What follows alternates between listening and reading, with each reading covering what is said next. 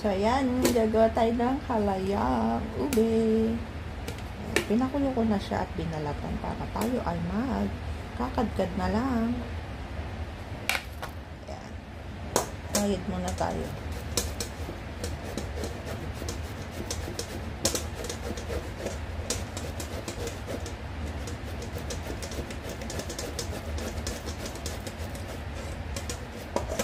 O, diba?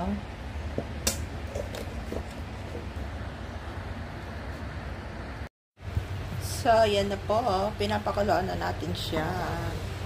Kompleto na to. Linagyan ko na siya ng coconut, evap, condensed, and ang ating flavoring ubi flavor. Pakuluin lang natin siya. So, pwede na natin ilagay ang ginadgad na kamote. So, ayan.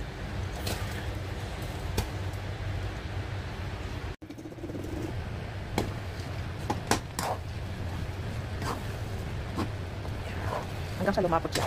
So, ayan, halo-haloin lang natin. Ubi halaya. Ang kamote.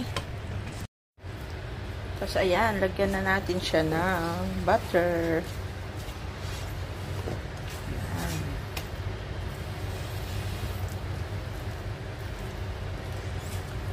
Hanggang matunaw ang butter. At paano malalaman pag okay na siya?